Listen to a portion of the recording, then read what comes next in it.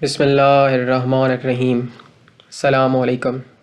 کتاب کا نام ہے دین اور وفات، جس کے مصنف ہیں مرشد کریم سرکار السید محمد ظفر الزمان نقوی البخاری دامض اللہ تعالی۔ پیج نمبر 305، باب دام، گوامے سے اہل بیت علیہم الصلوۃ والسلام۔ مجلس دوم، حکم تھا مجلس پڑھنے کا تو اس کے پیش نظر کرم بھی خود فرمائیں گے۔ میرے جو مضمون ہوتے ہیں وہ پھر جب چل نکلتے ہیں تو اس کے بارے میں چچا جان فرمایا کرتے تھے کہ پہلے آپ چینا بکھیر لیتے ہیں، آپ چینا بکھیر لیتے ہیں۔ یہ کہتے ہیں ایک بالکل باریک بیج جو عرصہ یا خود دو باجرہ، یعنی وہ بکھیر لیتے ہیں اور پھر اسے اکٹھا کرنا مسئلہ بن جاتا ہے۔ تو ہوتا تو اکثر وہی ہے کہ مضمون کی شاخیں نکلتی چلی جاتی ہیں، اسے بکھیر لیتا ہوں اور پھر وہ میرے حساب سے سمٹتا نہیں ہے جیسے میں چاہتا ہوں۔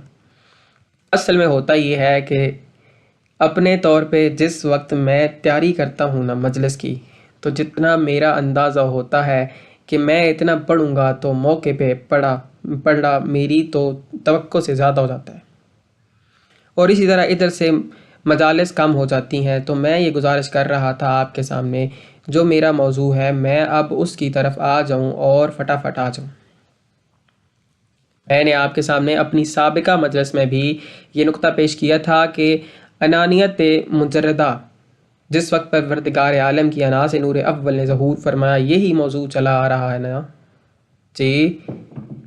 تو پہلے جس وقت کے کو اس نور نے زینت بخشی تھی، بلکہ میں تھوڑا سا وہیں سے شروع کر کے آپ کو بتا دوں، جہاں 1000 عمری سال پروردگار عالم نے اس نور کا مشاہدہ بھی کیا اور اس نور کی حمد بھی کی، اور اس حمد کی وجہ سے ان کا نام پاک بنا محمد صلی اللہ علیہ وآلہ وسلم۔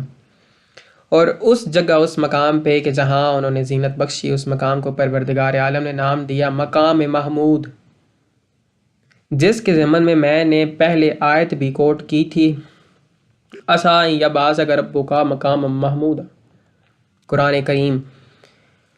اس کے بعد یہ جو نزول و حبوط فرمایا گیا ہے، اس کے ضمن میں ایک اور پہلو آپ کے سامنے رکھ رہا ہوں، کیونکہ حبوط و نزول کے میں مختلف پہلو آپ کے سامنے پیش کر رہا ہوں، اور اس بارے میں یہ پیش کر رہا تھا جس وقت وہاں سے حبوط و نزول فرمایا تو اس کے بعد کہاں تشریف لائے؟ مقام بیت الحمدیہ، مقام بیت الحمد پہ۔ یہاں اسی 80,000 سالگار جو میں نے عرض کیا تھا کہ سرکار علیہ السلام نے طواف فرمایا تھا اپنے مرکزی نور کا یا عنائے مجرد کا یا پروردگار عالم کی ذات مطلقہ کا 80,000 سال کا ایک طواف کیا، اور طواف کے دوران انہوں نے اس کثرت سے حمد کی کہ اللہ نے پھر ان کا نام احمد صلی اللہ علیہ وآلہ وسلم رکھ دیا، احمد، کیونکہ یہ اسم مبالغہ ہے، یعنی بے پناہ حمد کرنے والا، سمجھ آئی؟ یعنی جو حمد کی بھی انتہا کر دے ان کے لیے عربی میں یہ اسم ہے۔ اب یہ بات میری سمجھ آ گئی، اور جس مقام کو انہوں نے مقام طواف قرار دیا تھا اس کا نام رکھ دیا بیت الحمد۔ اب وہاں سے سفر شروع ہوا، لیکن ایک عجیب بات آپ کے گوش گزار کر دوں کہ جس وقت یہ سفر حبوط کی طرف فرما رہے تھے اس کے ضمن میں نے آپ کے سامنے گزارش کی تھی کہ پہلے عالم لاہوت ہے، پھر اس کے مراتب ہیں، مختلف امہات ہیں، اس کے پھر درجات ہیں، وہ سارا سلسلہ چلتا چلا آیا۔ اس کے بعد عالم جبروت آ گیا، عالم جبروت کے بعد آ گیا عالم ملکوت، عالم ملکوت کے بعد عالم ملک، عالم ملک کے بعد عالم ناسوت، یہ آپ کے سامنے ہیں، اور پھر ان کے درمیان میں حجابات، سرادقات، قوائم، عرش، لوح، قلم، کرسی وغیرہ وغیرہ وغیرہ، یہ سب آ جاتے ہیں۔ لیکن اس میں ایک اہم پوائنٹ یہ تھا کہ جس وقت یہ وہاں سے ایک درجے سے، ایک مقام سے، نچلے طبقے میں، نچلے مقام پائن جسے کہتے ہیں، منزل پائن، اس کی طرف جس وقت حبوط و نزول فرماتے تو پروردگار عالم نے یہاں ایک قانون رکھا کہ ان کا وہ مقام عنائے مجردہ میں جو ان کی عظمت و شان اور نورانیت اور جلوہ جو تھا، ان انوار باہرہ کا، یعنی جو وہاں اس کی بحریت و ظاہریت تھی کہ جس کا انہوں نے جامہ پہنا ہوا تھا، اسے اس کے حقیقت کلیہ کے ساتھ اصل مقام پہ محفوظ کر دیا، اور پھر نچلے درجے کے مطابق نیا جامہ پہنا کہ حبوط و نزول۔ اب یہاں میں ایک چھوٹی سی مثال دیتا ہوں آپ کو کہ جیسے عالم لاہوت ہے، اور عالم لاہوت میں تو ان کے انوار ہیں۔ اگر اس جامع لاہوتی کے ایک تار کا اظہار بھی عالم جبروت میں ہو جاتا تو عالم جبروت فنا ہو جاتا، کیونکہ وہ اس کا متحمل نہیں ہو سکتا۔ اس میں اتنی برداشت ہی نہیں تھی کہ اس جامع لاہوتی کی ایک تار کا مشاہدہ کر سکتا، سمجھ آئی؟ اس میں یہ قوت برداشت ہی نہیں تھی۔ پھر وہ جس وقت وہاں آگے یعنی عالم لاہوت سے جبروت میں آنے کا ارادہ فرمایا تو پہلے لباس جبروتی زیب بدن فرمایا، اور اس کے بعد نزول فرمایا، اور پھر ایسے ہی عالم جبروت سے جس وقت عالم ملکوت میں تشریف لائے تو پہلے لباس ملکوتی زیب تن فرمایا، اور اس کے بعد پھر نچلی منزل پہ تشریف لے آئے، کیونکہ اس مقام کے وہ جو انوار تھے ان کے مشاہدے کا متحمل یعنی برداشت کرنے کی صلاحیت نچلے طبقے میں موجود ہی نہ تھی۔ میری بات آپ کی سمجھ میں آ رہی ہے؟ تو ایسے ہی یہ سلسلہ چلتا چلا آیا۔ یہ ہر مقام سے جس وقت نزول فرماتے تو نزول فرماتے وقت یہ ہوتا کہ اگلے مقام کی طرف اس کی قوت برداشت، اس کی جملہ صلاحیتیں، جنہیں کیپیبلٹیز، کیپیسٹی، ایبلٹیز کہہ لیں، یہ تمام چیزیں اس کی چیک کرنے اور اس کی مقدار پرکھنے کے بعد، اسی لیے تو یہ ہے کہ جس وقت عالم بشر کے ساتھ گفتگو فرماتے تو فرماتے کلم الناس علی قدر عقولہم، اس کی عقل کی جتنی برداشت ہو اس کے مطابق بات کرو، اگر زیادہ کرو گے تو سر پھٹ جائے گا، سمجھ آئی؟ یعنی برداشت نہیں ہوگا ان سے جی۔ اسی لیے اگلے عوالم جو تھے ان عوالم کی برداشت کے مطابق یہ لباس بدل بدل کر آتے رہے ہیں، بدل بدل کر آتے رہے ہیں، اور اگر یہ اپنے اس لباس کا جو عالم بالا میں تھا اس کا عالم ادنا میں اظہار فرماتے تو وہ فنا ہو جاتا، متحمل نہ ہوتا، اور نتیجہ ایسے ہی انہوں نے جامع لاہوتی سے نکل کر پھر جامع جبروتی پہنا، جامع جبروتی سے ملکوتی، ملکوتی سے ملکی، اور اس کے بعد عالم ناسوت میں جامع بشری پہن کے آگے۔ ٹھیک ہے نا جی؟ یہاں جامع بشری پہن کے آگے نہ آتے، اگر نہ آتے تو عالم انسان فنا ہو جاتا۔ اگر ان کا لباس ملکی دیکھ لیتا تو جی مولا صاحب الزمان ہر دم ہو بھی امان۔ یہاں آنے کا ایک مشاہدہ تو آپ کے سامنے ہے کہ جناب موسیٰ علیہ السلام نے کہا نہیں تھا کہ رب پہ آرنی، مجھے دکھا، پروردگار عالم نے لن ترانی، تم نہیں دیکھ سکتے، سمجھ آئی؟ تم نہیں دیکھ پاؤ گے۔ تو ہر عالم کا وہی انجام ہوتا جو طور کا ہوا تھا۔ اب طور پہ کیا ہوا تھوڑا سا اس کے بارے میں بھی آپ کو بتا دوں۔ اس کا جو عالم بالا ہے یعنی عالم ناسود سے اوپر والا عالم کون سا ہے؟ عالم الملک۔ عالم ملک میں کون رہتے ہیں؟ ملکوت و کروبیاں، ایسے ہی ہے نا جی؟ عالم ملک میں کون رہتے ہیں؟ ملکوت اور کروبی۔ وہ کروبی کیا ہے؟ جیسا کہ فرمایا گیا ہے کہ سرکار کے پسینے کے ایک قطرے میں سے یہ عالم تخلیق کیا گیا تھا۔ اب یہاں شہنشاہ علیہ السلام فرماتے ہیں کہ طور پہ ہم نے ایک کروبی کے نور کے 80,000 حصے کو ظاہر کیا تھا، سمجھ آئی؟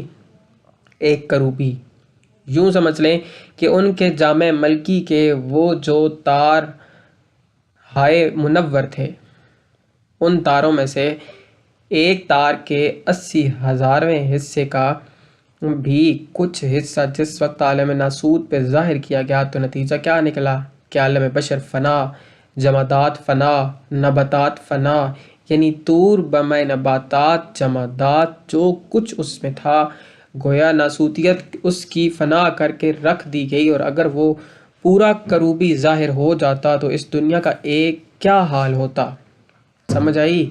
اور یہ بھی دیکھیں کہ کروبی ان کی اصل ذات کا حصہ نہیں ہے بلکہ ان کی حقیقت کی ایک جز جا بنتی ہے کہ جس کا انہوں نے عالم ملکوت میں اظہار کیا ہے، یعنی جو لباس ملکی پہن کر یہ آئے ہیں، حالانکہ ان کی اصل ذات کا اس کے ساتھ کوئی تعلق نہیں ہے۔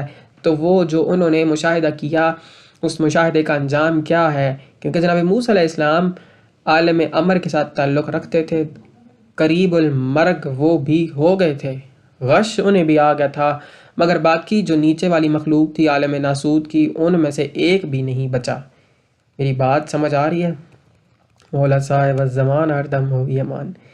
اس کی مثال، ایک اور مثال میں آپ کو دوں کہ جس وقت انہوں نے حبوط فرمایا عالم لاہوت سے، تو وہاں جوان کی حقیقت لاہوتیہ تھی، جو ان کی حقیقت لاہوتیہ تھی وہ بما جامع لاہوتیت کے بےآئینی مکمل طور پہ وہی محفوظ رہی، مگر وہی حقیقت جامع جبروتی پہن کر عالم جبروت میں آ گئی۔ پھر عالم جبروت میں کیا ہوا کہ وہی کلیہ حقیقت جبروتیہ بما جامع جبروتی کے وہی محفوظ رہی، مگر وہی حقیقت آگے منتقل ہو کے عالم ملکوت میں آ گئی۔ پھر عالم ملکوت میں وہی حقیقت اپنی جامعیت و کلیت بالکلیت کے ساتھ وہیں رہ گئی، اور اس کے باوجود آگے وہ منتقل بھی ہو گئی۔ اب آپ لوگوں میں سے کئی لوگ یہ سوچنے لگے ہوں گے کہ وہی حقیقت وہاں بھی رہ گئی اور آگے بھی منتقل ہو گئی، تو یہ کیسے ممکن ہے؟ یہ کدی عجیب بات لگتی ہے نا۔ میں اس کے لیے آپ کو ایک حصی مثال دیتا ہوں۔ حصی مثال یہ ہے کہ تربیلا ڈیم پہ بن رہی ہے بجلی، بن رہی ہے نا۔ اب آپ فرض کر لیں کہ وہاں بن رہی ہے 10,000 میگا واٹ یا 50,000 میگا واٹ بجلی۔ جس وقت وہاں سے وہ آگے آتی ہے تو پھر ایک بڑا ٹرانسفارمر لگا کر اس 10,000 میگا واٹ کو 50,000 میگا واٹ کو 11,000 کلو واٹ میں کنورٹ کر دیتے ہیں۔ پھر وہ 11,000 چلتی چلتی ہم تک پہنچتی ہے، اور جب تک کہ وہ دوبارہ کنورٹ ہو کے 220 نہ رہ جائے اس وقت تک ہمارے بلب روشن نہیں ہو سکتے۔ اب اگر ہم اپنا بلب 11,000 یا اس سے پیچھے لگا دیں تو بلب دھماکے سے پھٹ جائے گا۔ ایسے ہی ہے نا یا نہیں؟ تو بے عینی ان کی حقیقت مطلقہ وہیں موجود ہے اپنے مقام پر، مگر اگلے ظرف اگلے عالم کی برداشت کے مطابق وہ پاور درجہ بدرجہ کم سے کم تر ہوتی چلی جاتی ہے۔ مولا صاحب الزمان ہر دم ہو بھی امان۔ بات میری واضح ہو گئی ہے؟ اچھا، اب دوسرا سوال یہ پیدا ہوتا ہے کہ اس کا کیا ثبوت ہے کہ وہاں بھی وہ حقیقت اپنی جامعیت کے ساتھ موجود ہے؟ یہ بھی تو ایک سوال پیدا ہو سکتا ہے کہ وہ حقیقت جو درجہ بدرجہ آگے منتقل ہوتی چلی آئی ہے، وہ پاور بے عینی اپنی اصل جگہ پر موجود ہے، تو اس کا کیا ثبوت ہے؟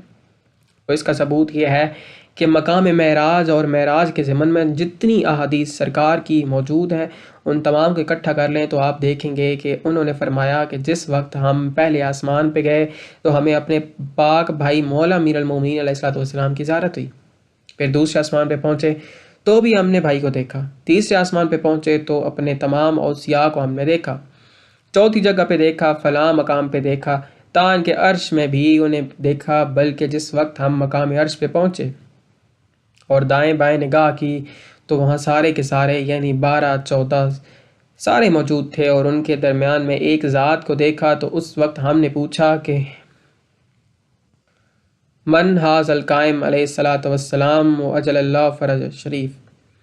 اس وقت پروردگار عالم نے فرمایا کہ یہ وہی ہیں آپ کے لخت جگر کہ جنہوں نے میرے اور آپ کے دشمنوں کا انتقام لینا ہے۔ مولا صاحب الزمان ہر دم ہو بھی امان۔ اب آپ یہ حدیث پڑھ کر دیکھ لیں کہ جس میں سرکار دو عالم صلی اللہ علیہ وآلہ وسلم نے بیت المعمور کا ذکر کیا ہے، اس میں بتایا ہے کہ ہم نے وہاں پاک بھائی کی زیارت کی ہے، اپنے فلاں فلاں اوصیاء کی زیارت کی ہے علیہ الصلوۃ والسلام، فلاں مقام پہ گئے ہیں تو وہاں بھی زیارت کی ہے، حجاب اللہ اکبر پہ ہاتھ بھی ان کا ہاتھ اور وہ تمام مقامات پہ موجود تھے۔ اور اس کا مطلب یہ ہے کہ عالم ملکوت میں سید ذوالفقار شاہ کو مخاطب کرتے ہوئے سرکار دامت اللہ تعالیٰ نے فرمایا، جیسے آپ ایک موقع پر پڑھ رہے تھے کہ سرکار علیہ الصلوۃ والسلام کی آلریڈی وہاں ایک شبیہ بنا کے رکھی گئی تھی جو بے عینی ویسی تھی جیسے 19 ماہ رمضان کو ضرب لگی تھی۔ یہ آپ نے پڑھی تھی نا بات؟ کہتے ہیں جی۔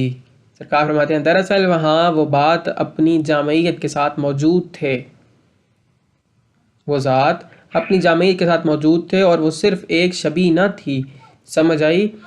گویا وہ اصل ذات اپنی جامعیت ملکیت یا ملکی جو ان کا جامع تھا اس میں وہاں موجود ہے، مگر وہاں سے آگے کسی اور جامع میں موجود ہیں، تا ان کے انانیت ذات میں پتہ نہیں کون سے جامع میں موجود ہیں، لیکن موجود ہیں۔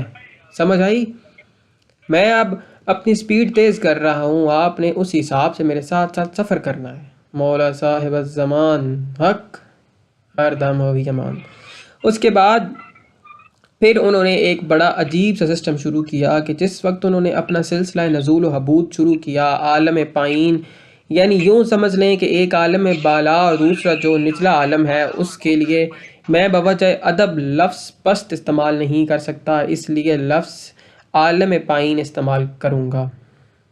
عالم پائین میں جس وقت حبوط فرماتے تو عالم پائین نے کے نقطہ کمال پہ اور اس عالم کے مطابق جامع پہن کے ظہور اجلال فرماتے، اور پھر اس کے بعد وہاں اپنی جلوہ کشائی فرماتے، گویا اپنی ایک جلوہ گاہ قرار دیتے اور اس جلوہ گاہ میں سے اپنے جامع کا ایک حجاب اٹھا کر عالم پائین کو اپنی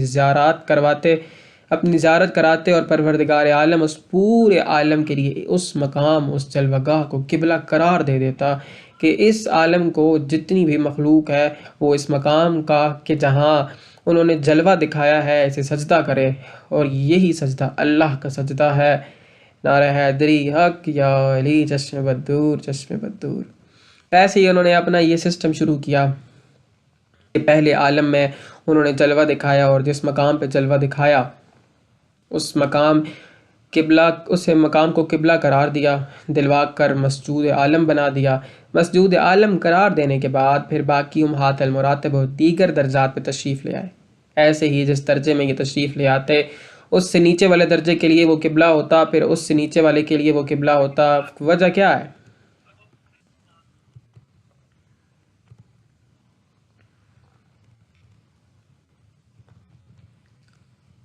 کہ کوئی مخلوق کہ جس پر عالم امکان کے لفظ کا اطلاق ہو سکتا ہے تو اس مخلوق کی یہ طاقت ہی نہیں ہے کہ انانیت ذات کا سجدہ کر سکے۔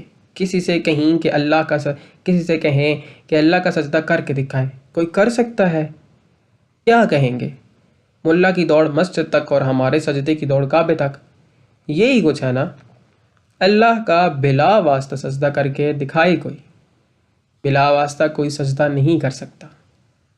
سمجھ آئی؟ اس لیے ایک قبلہ ہونے کی ضرورت تھی، اور جس مقام کو یہ نور زینت دیتا تھا اس کو اس سے پائین عالم کا قبلہ قرار دے دیا جاتا۔ یعنی جس وقت عالم لاہوت میں پہنچے اور انہوں نے بیت الحمد میں سے اپنی جلوہ نمائی کی تو پورے عالم لاہوت کے لیے قبلہ و کعبہ بیت الحمد قرار دیا گیا کہ اب آپ اس کا سجدہ کریں گے۔ اس کے بعد دیکھنا قرآن کریم میں ایک بڑی آیت آئی ہے۔ اچھا، میں ایک تھوڑی سی اور بات کرتا چلوں کہ جس وقت انہوں نے یہاں سے سفر شروع کیا یعنی عالم لاہوت سے، تو پھر عالم جبروت میں آ گئے، اور جس وقت عالم جبروت میں آ گئے تو انہوں نے مقام صرا کو زینت بخشی، مقام صرا کو انہوں نے اپنی جلوہ گاہ قرار دیا، تو عالم جبروت کے لیے حکم ہوا کہ اب اس کا سجدہ کرو، تمہارے قبلہ یہی ہے۔ اور جس وقت وہاں سے آگے سفر شروع ہوا تو پھر اگلے عالم بیت المعمور کو زینت بخشی۔ جس وقت بیت المعمور کو زینت بخشی گئی تو پروردگار عالم نے فرمایا کہ ہاں اے اہل عالم، اب تمہارے لیے قبلہ ہے، اس کا سجدہ کرو۔ سمجھ آئی؟ تو ایسے ہی یہ جو سسٹم تھا کہ چلتا چلا آیا، اور اس طرح تمام عالمین اسرا نے پہلے ان کا سجدہ کیا، پھر انہوں نے حبوط کیا، ایسے ہی سب چیزیں ان کا آہستہ آہستہ سجدہ کرتی رہیں ہیں باری باری۔ باتیں کرنے والی تو بہت ساری ہیں جن میں سے مطلب ہے کہ عرش اولیاء کیا ہے، عرش ثانیہ کیا ہے، کیونکہ ان سے پہلے یہ واقعہ ہے۔ باقی باتیں بعد میں کسی وقت کروں گا اگر موقع ملا تو میں عرض کر رہا تھا کہ جس وقت یہ حبوط و نزول فرماتے تھے ہر اس چیز نے پہلے انہیں قبلہ بنا کے سجدہ کیا۔ قرآن کریم میں یہ جو آیت ہے بَتَقَلُّبَكَ فِي السَّاجِدِينَ کہ ہم آپ کو ساجدین میں منتقل ہوتا دیکھ رہے ہیں، تو اس آیت کے مصداق اول ظاہراً انہوں نے کہا ہے کہ آباء و اجداد طاہرین کے متعلق یہ بات ہے، لیکن وہ پہلے نہیں آتے بلکہ پہلے وہ امہات المراتب آتے ہیں کہ جن میں سے ہو کہ یہ آئے ہیں، یعنی وہ سجدہ کرتے ہیں اور پھر یہ ان میں منقلب ہو جاتے ہیں، پھر وہ سجدہ کرتے ہیں اور یہ ان میں منقلب ہو جاتے ہیں۔ اس آیت کے مصداق اول وہ مراتب ہیں، سمجھ آئی؟ مصداق کے ثانی آگے آتے ہیں، پھر وہی حقیقت جیسے جیسے سجدہ کرواتی چلی گئی ویسے ویسے وہ پھر مسجود بناتی چلی گئی۔ جس جس مقام کو انہوں نے اپنی منزل قرار دیا ہے اسے مسجود عالم قرار دیا گیا۔ مولا صاحب الزمان ہر دم ہو بھی امان۔ عالم جبروت میں آئے اور یہاں عالم جبروت میں لباس جبروتی، پہلے میں نے بتایا ہے کہ لباس جبروتی ہے، اور اس میں عرش ثانی کا جو مقام ہے کہ جس کا مقام حقیقت المائیہ کے اوپر ہے، یہ پہلے میں نے بیان تو کیا تھا، ہو سکتا ہے کہ آپ کو بھول گیا ہو، میں دوبارہ یاد دہانی کرواتا جاؤں کہ وَقَانَ عَرْشُهُ عَلَى الْمَاءِ، وہ عرش الماء کے اوپر قائم تھا۔ الماء کو انہوں نے کہا ہے پانی۔ انہیں سمجھ نہیں آتی کہ جس وقت ابھی کائنات ہی نہیں بنی تو اس وقت پانی کہاں سے آ گیا؟ ابھی چیز کوئی بنی نہیں ہے، اس وقت پانی کہاں سے آ گیا تھا؟ اور وہ پانی پہ قائم ہونے والا عرش کہاں سے آ گیا تھا؟ سمجھ آئی؟ تو حقیقت المائیہ کیا ہے وہ پھر ایک علیحدہ موضوع ہے۔ تو میں عرض کر رہا تھا کہ اس کے بعد پھر لباس ملکوتی پہنا اور جامع ملکوتی عالم ملکوت میں تشریف لے آئے۔ تو اس وقت سماوات ملکوتیہ جنہیں کہا جاتا ہے ان کے سمائے اربع پہ تشریف لے آئے اور چوتھے فلک کے اوپر وہاں مقام صراح کو اپنی جلوہ بنایا اور پورے عالم ملکوت کو سجدہ کروا دیا، ٹھیک ہے نا؟ اس کے بعد عالم ملک میں تشریف لے آئے۔ عالم ملک میں جس وقت پہنچے تو سما دنیا کے مقام پر تشریف لے آئے، اور یہاں آ کے بیت المعمور پر میں انہوں نے جلوہ آرائی کی۔ اس طرح تمام فرشتوں کا مسجود بیت المعمور کو بنایا گیا۔ لیکن جس وقت عالم ناسوت میں آئے تو عالم ناسوت میں سب سے پہلے خلاصہ عالمین، خلاصہ موالیہ اربع، یعنی نباتات، جمادات، حیوانات اور ان سب کا خلاصہ یہ ہے حضرت آدم ابو البشر۔ تو جس وقت وہ 40 دن کا جن کا میں نے پہلے ذکر کیا تھا کہ سرکار کا وہ فرمان تھا کہ حدیث آپ کے سامنے ہے، خمرت طینۃ آدم 40 صباحا، تو وہ دراصل یہ ہے کہ وہ اس کی تخلیق میں مصروف رہے اور یہ ان کے سجدے میں مصروف رہا۔ اسی کے پیش نظر سب سے پہلے اس کی جبین مبین کو زینت بخشی، کیونکہ یہ خلاصہ عالمین ہے۔ جیسے سرکار علیہ الصلوۃ والسلام کے وہ اپنے اشعار ہیں، نہ کہ اتحسب انک جرم صغیر وفیک طوائی العالم الاکبر، تم خود کو ایک چھوٹا سا جسم اور کرہ سمجھتے ہو، حالانکہ تمہارے اندر عالم اکبر چھپا ہوا ہے۔ اچھا آپ کو ایک اور بات بتاؤں کہ پہلے ایک حدیث میں نے سنی کہ اللہ سائیں نے آدم علیہ السلام کو اپنی صورت پہ خلق کیا ہے۔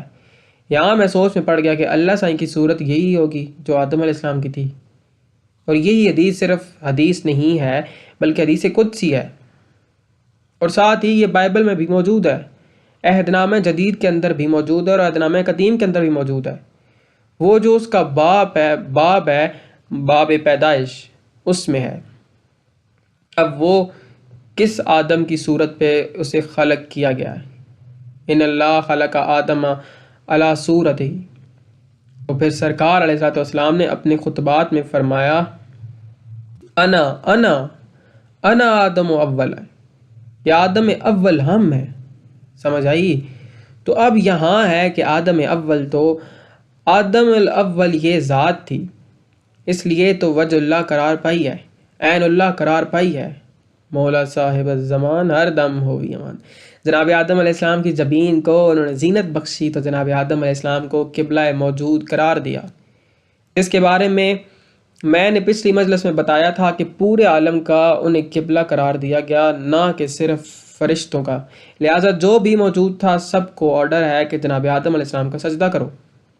کیونکہ انہیں قبلہ قرار دیا گیا، اور انہیں قبلہ قرار دینے کے بعد یہ حقیقت وہیں رک نہیں گئی، پھر وہاں سے آگے جن جن جبینوں میں منتقلی ہوتی چلی گئی انہیں قبلہ بناتی چلی گئی، سمجھ آئی؟ یعنی جن جن جبینوں کو زینت بخشی ہر ایک کو قبلہ بنا دیا اس نور نے۔ اب جناب آدم علیہ السلام کا سجدہ ہو گیا، لیکن آگے جس وقت یہ سلسلہ شروع ہوا تو پھر ایک ایک ذات کے میں نے پہلے آپ کے سامنے گزارش کی ہے کہ وہاں رکی نہیں ہے بات، یہ ایسے ہی سلسلہ چلتا آیا، اور مزے کی بات یہ ہے کہ کہنے والوں نے تو یہ بھی کہا ہے، اور میں یہ عرفا کا قول بیان کر رہا ہوں، باقی جہلا کے ساتھ میرا کوئی تعلق نہیں ہے۔ عرفا کا قول یہ ہے کہ جس جبین میں یہ تشریف فرما ہوتے، جو منزل ان کی جلوگاہ ہوتی، سجدہ اس کا ہوتا، سمجھ آئی؟ اس کے لیے یہ سجدہ سجدہ تعظیم قرار پایا، اور اللہ کے لیے سجدہ عباداتی قرار پاتا۔ تو اس بات کا اینگل تھوڑا سا بدل کے دیکھیں، کیونکہ تصویر کا دوسرا رخ بھی، تو اس کا مطلب یہ ہے کہ ان کی تعظیم ہی اللہ کی عبادت قرار پاتی ہے۔ مولا صاحب الزمان ہر دم ہو امان، ٹھیک ہے نا؟ اب اگلا سلسلہ شروع ہو گیا کہ وہ جو پاک زوات تھے، یعنی جن جن جبینوں میں سے یہ منتقل ہوئے۔ اب یہاں ایک اور سوال پیدا ہوتا ہے کہ جب تک یہ نور اطہر جبین مبین میں رہتا تھا اس وقت تک یہ جناب ابراہیم علیہ السلام کی جبین مبین میں اس نور کی موجودگی تو کتابوں سے ثابت ہے، ان سے پیچھے والی جبینوں میں بھی یقیناً ہوگی۔ ہاں وہ کتابوں میں نہیں ہے، لیکن ان سے آگے تو یہ سلسلہ موجود ہے۔ آپ یہ دیکھیں کہ جناب ابراہیم علیہ السلام سے لے کے جناب عبد المطلب علیہ السلام تک، اور جناب پاک عمران علیہ السلام تک یہ ذوات متعالیات جہاں سے بھی گزرتے، حجر شجر درخت پتھر پہاڑ سجدہ کرتے تھے۔ ایسا ہی ہے نا یا نہیں؟ مولا صاحب الزمان ہر دم ہو امان۔ یا رب محمد و آل محمد صلی علی محمد و آل محمد وعجل فرج آل محمد۔